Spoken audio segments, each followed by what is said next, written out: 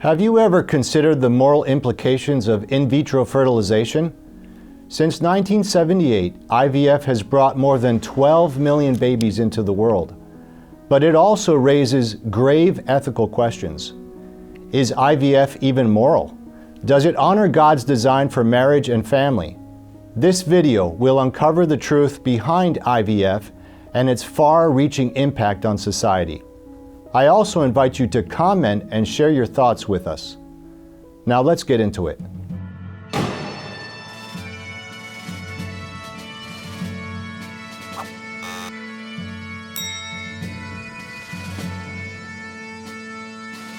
Number 1, IVF is not pro-life. IVF is a process that creates test tube babies by bypassing the natural means of procreation between husband and wife. The term in vitro in Latin refers to a Petri dish. The process involves superovulating the mother with powerful drugs to encourage her body to produce eggs. These eggs are then extracted and united with sperm to create embryos in a Petri dish. IVF frequently involves implanting multiple embryos in the womb with the intention of aborting some of them. Dr. John Haas explains, "Here, they monitor the babies in utero to see if they have defects or are judged to be less healthy than the others. Then, they eliminate those less desirable babies by injecting potassium chloride into the baby's heart. The potassium chloride kills the baby within minutes." Statistics show that only about 7% of embryos created result in live births.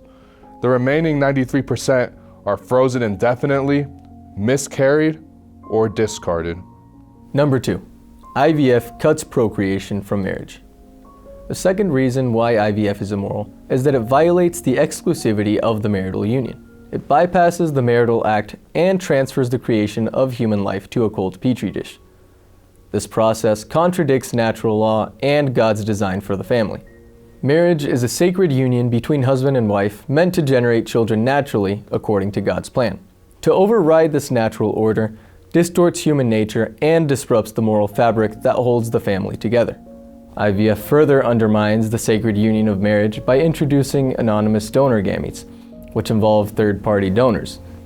As a result, many children conceived through IVF will never know their biological parents, leading to confusion and a sense of loss.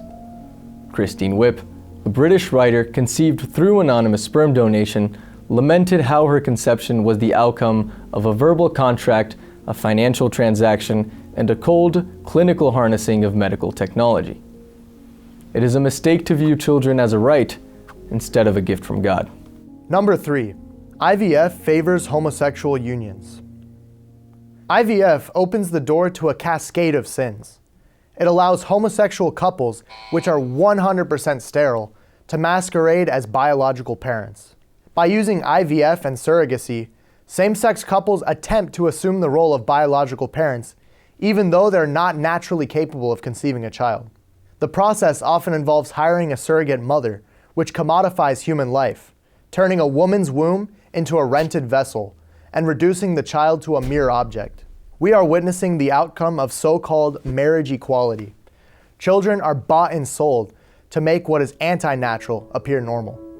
Number 4, IVF is dehumanizing. IVF clinics use terms such as products of conception, fetal reduction, and reproductive technology.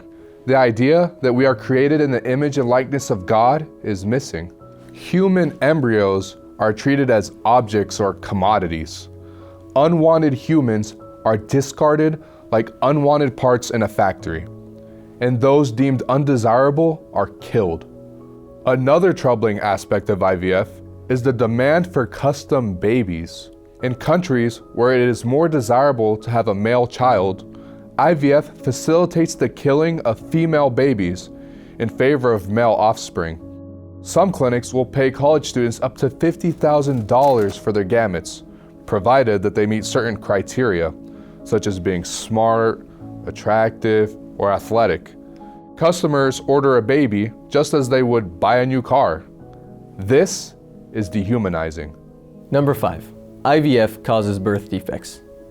According to a UCLA study, infants born through IVF have a higher risk of birth defects compared to naturally conceived babies. Specifically, greater rates of malformations in the eye, heart, and genitourinary system were detected. Our findings revealed a significant association between the use of assisted reproductive technologies, such as certain types of in vitro fertilization, and an increased risk of birth defects, said the lead author of the study, Dr. Lorraine Kelly-Kwan. Number 6. IVF plays God. The temptation of our time is to play God. Instead of submitting to the natural order established by our Creator, modern culture seeks to break every barrier and satisfy every personal desire. IVF tells us that there's no problem manufacturing human life in a laboratory.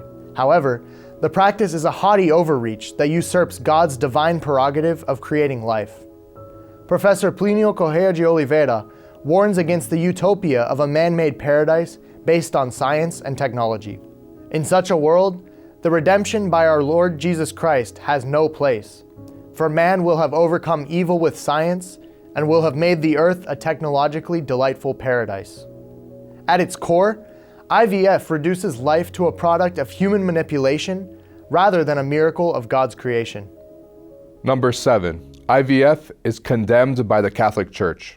The papal encyclical Donum Vitae condemns IVF because it entrusts the life and identity of the embryo into the power of doctors and biologists, and establishes the domination of technology over the origin and destiny of the human person.